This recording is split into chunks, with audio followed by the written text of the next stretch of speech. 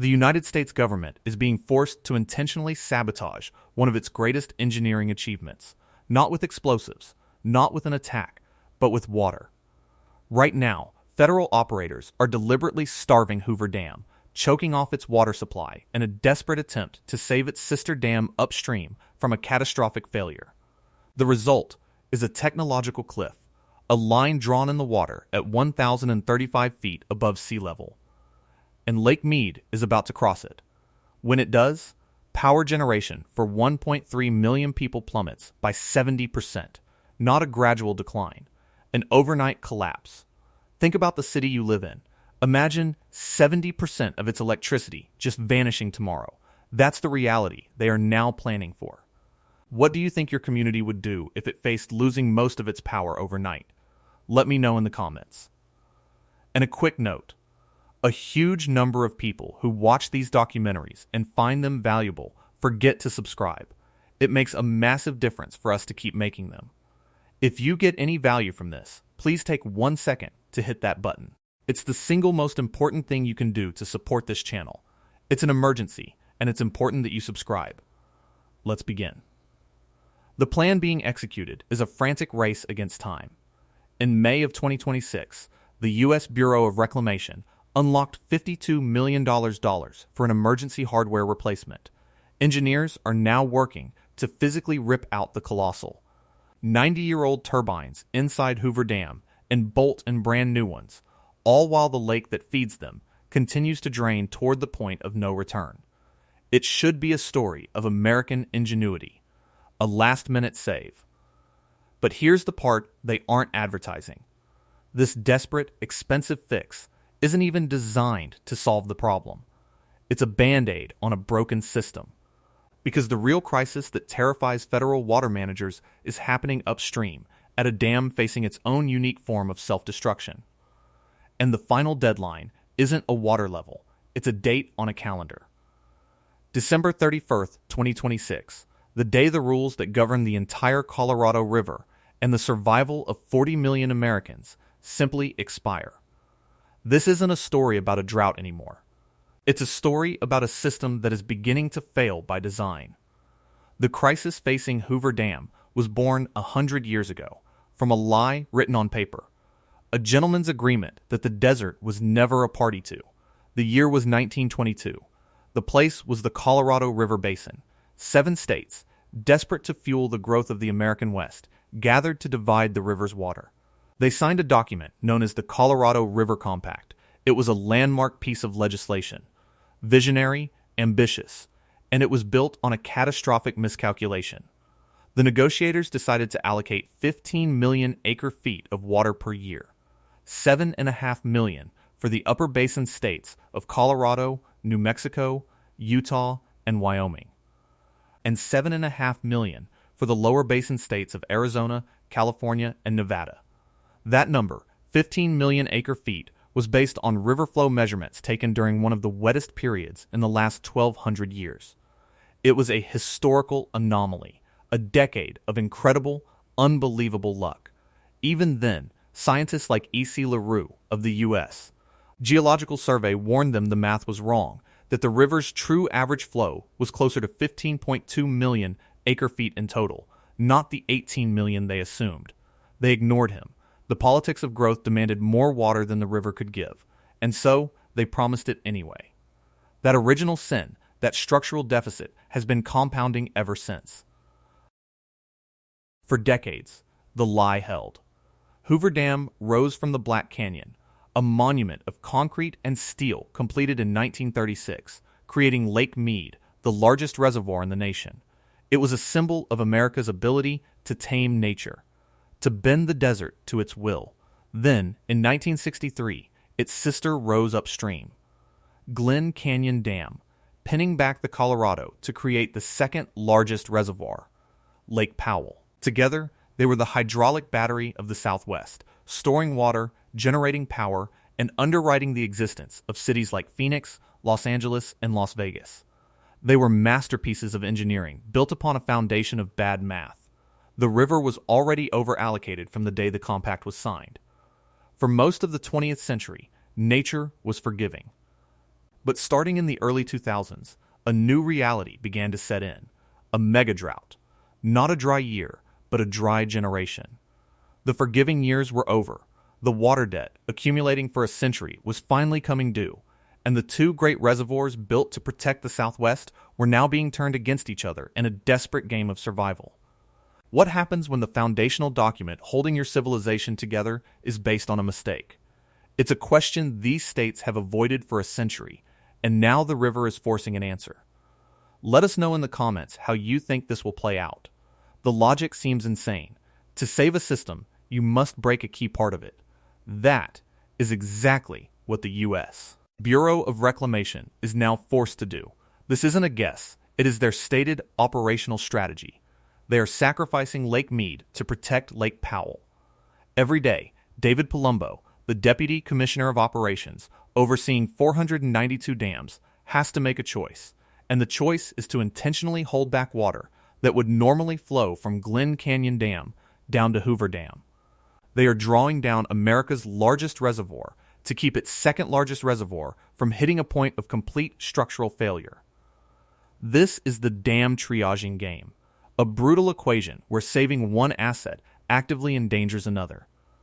I can't be the only one who thinks it's insane that our modern world relies on a system like this. If you agree, or even if you don't, hit that like button. And if you think a friend or family member needs to understand what's unfolding, share this with them. The more people who understand this, the better. The reason for this desperate gambit lies in a threat many have never even heard of, a physics problem called cavitation. Lake Powell, the reservoir behind Glen Canyon Dam, is dropping toward its own crisis point, an elevation of 490 feet, known as the minimum power pool. Below this level, the main turbines that generate electricity can no longer operate. Water for the lower basin states would have to be sent through a different set of pipes near the bottom of the dam. They are called the river outlet works. They are, for all intents and purposes, bypass tubes. And they have a potentially lethal design flaw. These tubes were never designed for sustained, high-volume use. Pushing that much water through them at that pressure creates a phenomenon where air bubbles form and collapse with explosive force. This is cavitation.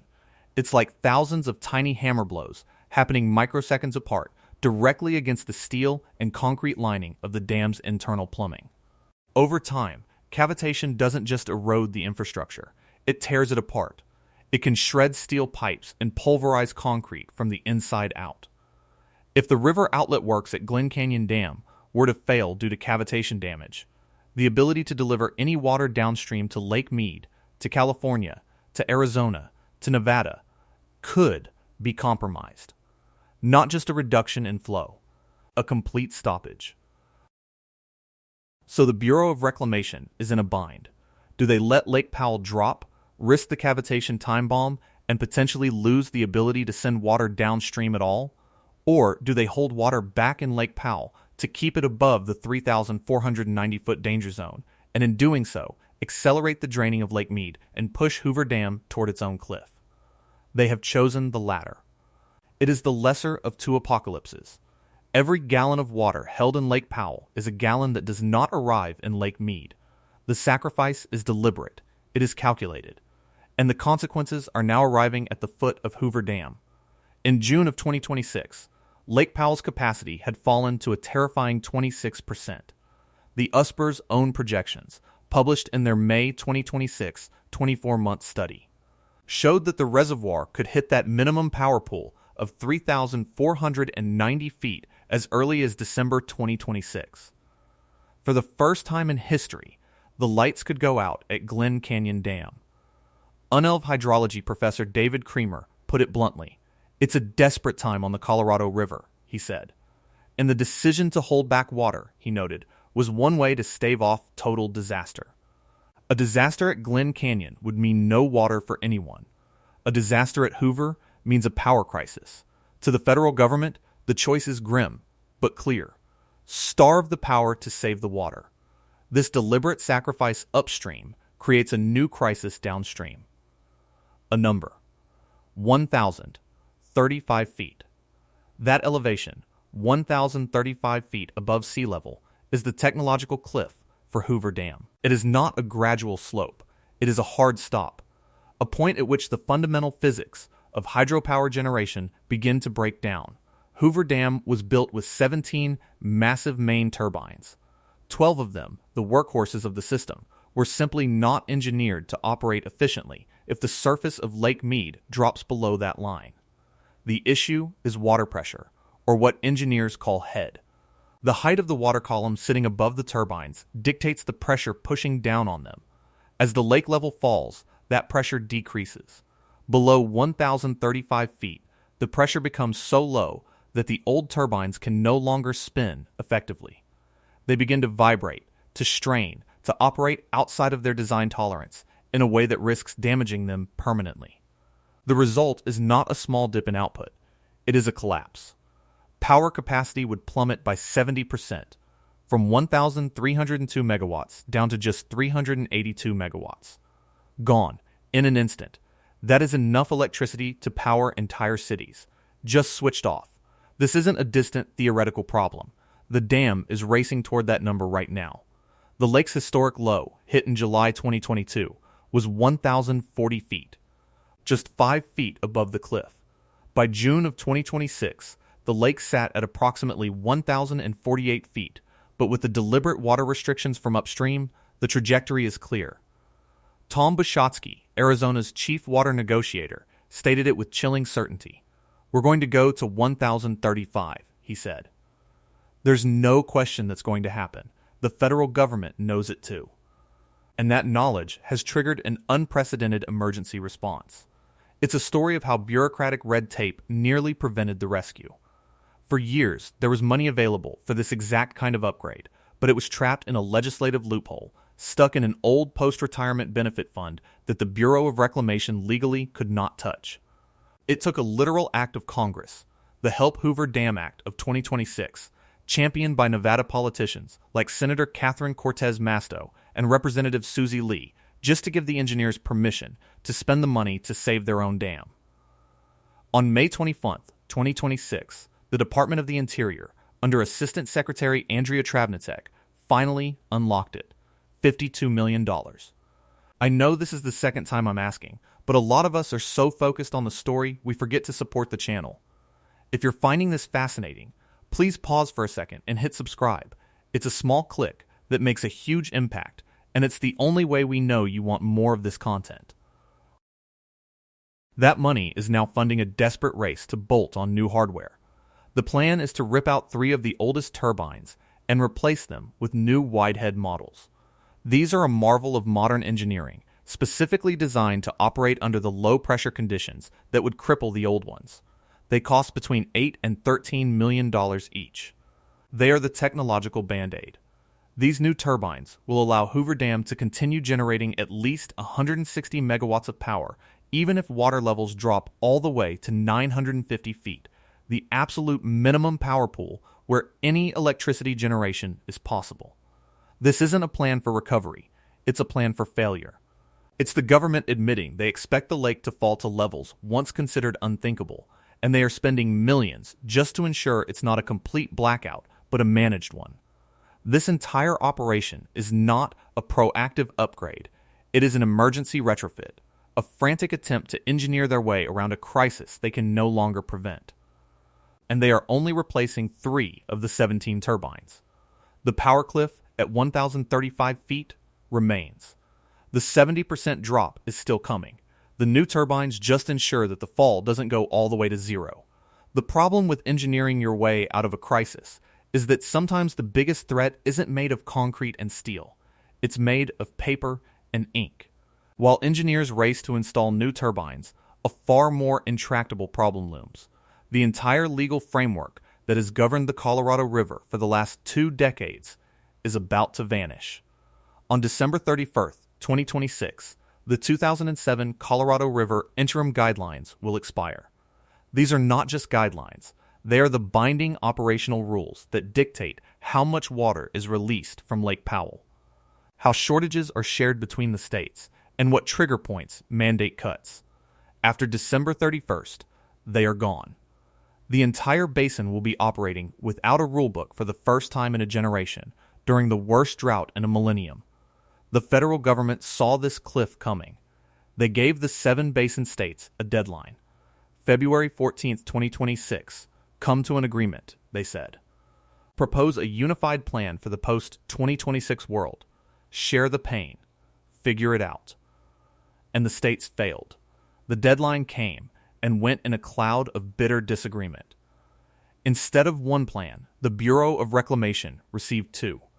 One from the upper basin states and a completely separate, competing proposal from the lower basin states. The 2 sides were, and are, deadlocked. California, represented by its lead negotiator J.B. Hamby, holds the oldest and largest water rights on the river. They argue that under the century-old law of the river, they should be the last to face cuts. The upper basin states argue the opposite. They claim the lower basin has been overusing water for decades and must now bear the brunt of the reductions to bring the system back into balance. Arizona, led by negotiator Tom Bushatsky, is caught in the middle, often forced to take the first and deepest cuts under the current rules. The division is not academic. It is a fight over trillions of dollars in economic activity, over the future of agriculture, and over the viability of major American cities. Into this deadlock steps the federal government, led by the new Secretary of the Interior, Doug Burgum. Their message, delivered repeatedly by Acting USPR Commissioner Scott J. Cameron, is one of exasperated patience. We offered you a chance to solve this yourselves, they are saying. Now, we may have to solve it for you. Cameron, speaking at a tense Senate oversight hearing on June 10, 2026, tried to strike a conciliatory tone, telling the states, "I'm at least trying to help you," as is the entire administration. But the iron fist inside the velvet glove is obvious. If the states cannot agree, the Department of the Interior will impose its own water-cutting plan. Such a move would be unprecedented. It would almost certainly trigger a decade of lawsuits, plunging the entire region into a state of legal chaos at the exact moment that environmental stability is at its lowest point. The political theater is amplifying the tension. In June 2026, just as the negotiations reached a fever pitch, a new commissioner was confirmed to lead the Bureau of Reclamation. Her name is Aubrey Betancourt, a third-generation California farmer nominated to lead the very agency that may have to force her own state and others to give up immense amounts of water. She walks into an impossible situation. The states are divided. The federal government is threatening intervention, and the river itself keeps shrinking, rendering all of their political fights increasingly moot. We are not just running out of water. We are running out of rules. The engineering at Hoover Dam can only buy a little bit of time. It cannot solve a political and legal breakdown a century in the making. The clock is ticking toward a deadline that has nothing to do with megawatts or water elevations, and everything to do with the simple turning of a calendar page. So, where does this all lead? All the threads, the engineering, the politics, the climate science, are converging on a single, unavoidable future. The crisis is no longer an if, it is a how soon. The Bureau of Reclamation's own grim forecast, the May 2026 24-month study, projects that Lake Mead could plummet to 1,021 feet by the summer of 2027. That is 20 feet below its previous historic low. It is 14 feet past the 1,035-foot power cliff. This is not a worst-case scenario from an environmental group. This is the official baseline projection from the agency that manages the dam. It is an admission that the 70% power collapse is now the most likely outcome. It is a future they are actively planning for. The emergency turbine replacement is not a sign of hope. It is a sign of resignation. It is an acknowledgement that the system will fail, and they are simply trying to manage the severity of that failure. Okay, I know this is the third time, and you're probably thinking this guy again, but humor me. Many of you are still here, which means you're getting some value from this. If so, a quick tap on the subscribe button is unbelievably helpful. It's the best way to vote for more documentaries like this one. Thanks for your patience. The competing crises feed on each other. The desperate need to save Glen Canyon Dam from cavitation accelerates the power failure at Hoover Dam. The political deadlock over post-2026 rules makes any long-term, cooperative solution impossible. And all of it unfolds under the shadow of a climate that is getting hotter and drier, making the original sin of the 1922 Compact more glaring with each passing year. We are watching a system unravel in slow motion, a civilization built in the desert on a 100-year-old promise of water that was never really there. The new turbines at Hoover Dam are a technological marvel, a testament to our ability to innovate under pressure. But they are a marvel being bolted onto a 90-year-old structure to survive a water deficit created by a 100-year-old political mistake during a legal crisis with a deadline of less than a year. The question is no longer whether we can engineer a solution. The question is whether any engineering can solve a problem this fundamentally broken. The turbines are being replaced. The deadlines are expiring. The politicians are fighting over a shrinking pie. But the river itself does not negotiate. The